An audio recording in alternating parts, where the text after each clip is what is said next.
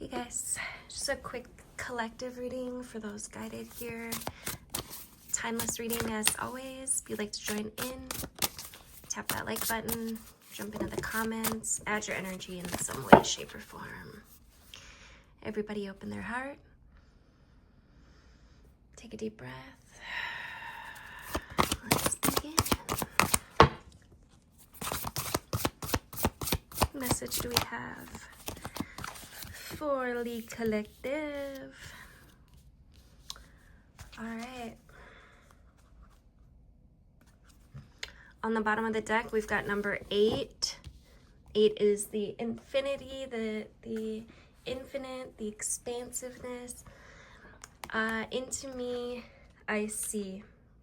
This is a deeper connection to spirit and or to another. There's a willingness here to be vulnerable, to be open in this energy we're in. There's kind of this magical sort of affinity arising in which this kind of intimacy, whether it's with spirit or with another, encourages a greater understanding of yourself.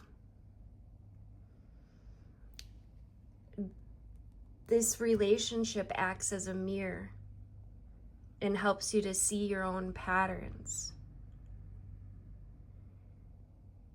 And what it reflects about you, you can use for your own personal evolution. So take a risk. Now's the time to take a risk and connect with another. Or connect on a deeper level with spirit.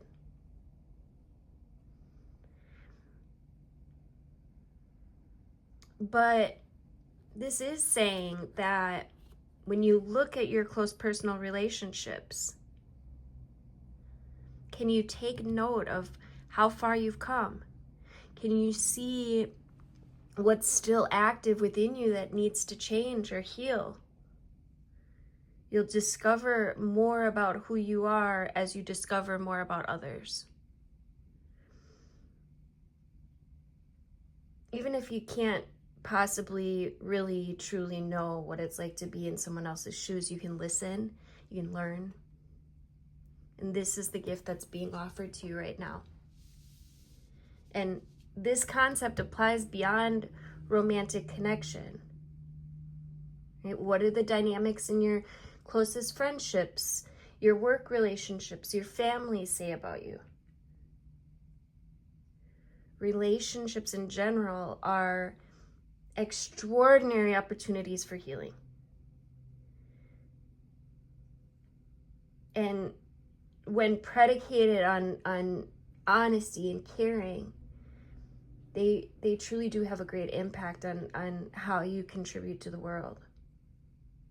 Intimate relationships hold up a mirror of truth and reveal more treasures than you might ever expect. So if you can look into it, take a risk and see everything as beautiful, even in its imperfections. And just imagine how deep you can go with this perspective. We've got number 39, which breaks down to a 12, which is a divine number in itself. Wish upon a star. Do you believe that your dreams can become real? Or do you shrug them off and think that you're being unrealistic? What if you could trust that the world around you holds promise that you haven't yet realized? And perhaps the point all along is not about how something can happen, but the power of wishing and intending.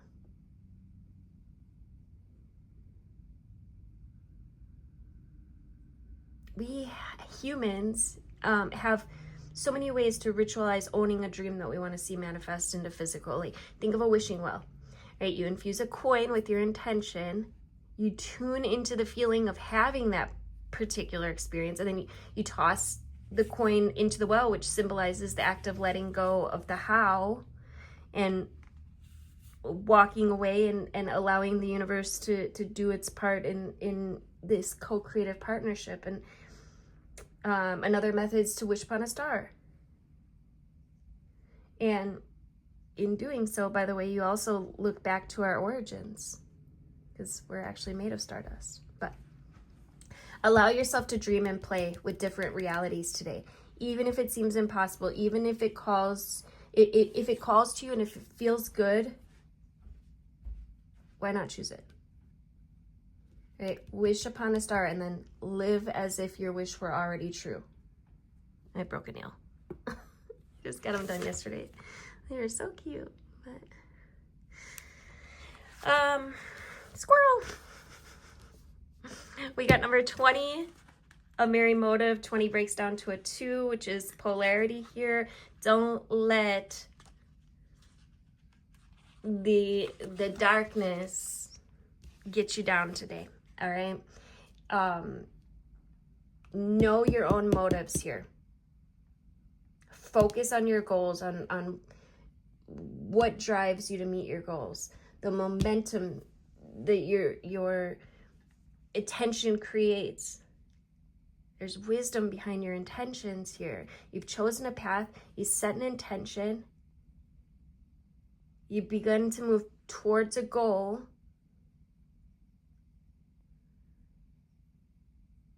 And you might feel compelled to keep going, but do you know the why behind the drive? Do you truly want what you're pursuing? Or are you chasing a destination with the anticipation of how it will make others feel about you or how you feel about yourself? This energy here is asking for you to choose to be in the flow of the experience.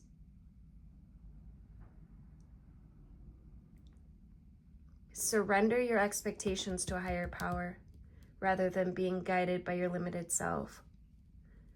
The most important aspect to consider right now is where you place your focus, because that's going to be where your energy is going to flow. If you're resentful, the outer world's going to show you more opportunities to be resentful. If you're envious of others, competitive, overly ambitious, you're always going to feel like you're not enough. If you focus on gratitude and compassion for others, you're going to see even more reasons to be grateful and loving. When you look for abundance, it has an uncanny way of multiplying in your life. So, if you're unsure about your motives, the results are going to be just as unclear. Right? So dig deep, understand your why. If your true desire is to experience X, let go of your attachment to the form of that X that is supposed to come in. Make sure your motive is merry and joyful and clear and honest and aim true. And trust that the universe will provide you the outcome that's the perfect match for your intention. It always, always does. Last but most certainly not least, we have number 28, which breaks down to a 10. Completions, new beginnings, broken open. And it looks like she's sitting on this lotus flower. The lotus blooms in murky waters. This card represents the gift of grief. It's the potential that's inherent in failure. It's energy of being shattered as a result of a loss. And you got to understand there are situations in life when you can see the value of loss, a grief, a broken heart. But it's not the pain itself that needs to be the focus of your attention, not even the story of what happened, or the details surrounding what brought you to your knees. None of that's as important as what results from the experience. Can you see that this situation's broken you wide open, which probably gave you an even greater capacity for love and compassion and empathy and understanding? You're not the same person as before. The only way forward is to move through it without resistance or manipulation, without attempting to bargain with unseen forces. If you do fall prey to self-absorption or self-pity, it's just going to make it harder to get to the next gradual phase, which leads to relief. Even if you're prolonging the inevitable, you're going to get there eventually. You've set your intentions. But the gift here is in accepting who you've become as a consequence of integrating this difficult experience and allowing yourself to be more than what you were. And this wisdom does come at a high price, but the value of your experience of moving through into the other side is unsurpassed. So love the you that is the result of being broken open by life's challenges and lessons and losses even. I know for me personally, when I lost my mom, my dad, my brother, and this doesn't necessarily have to be like a death, but I know for many that is a big alchemizer.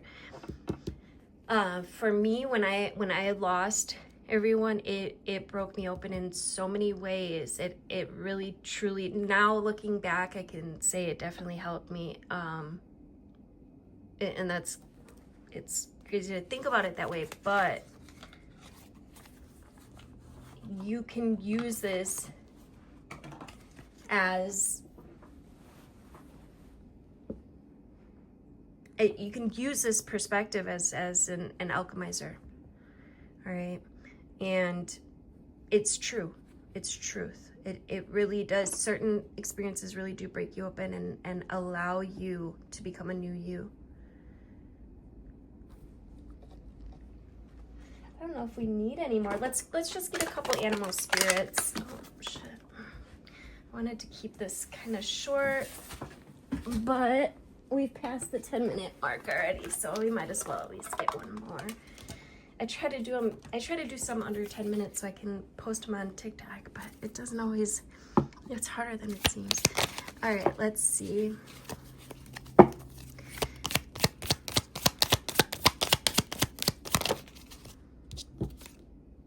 Get the rabbit in reverse, letting go of fears, letting go of self-sabotage.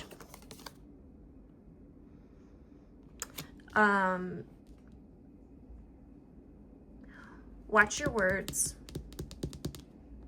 Rabbit in reverse can talk so fast. They, well, it could be a couple things. Either you like over-explain yourself, but what I'm getting is that your words, you gotta watch your words. You might be speaking out of habit or routine or just saying things because you've always said them. But now you start to realize when we become more conscious, more aware, that these words have a profound effect on us and we have to choose them wisely. You could also be dealing with someone that is like a smooth talker, got a silver tongue. We got the sea serpent, the divine mother energy, sacral. Some of you guys may want to work with your sacral. This is your energy center that is near your navel, your belly button. And it has to do with relationships as well as your desires. So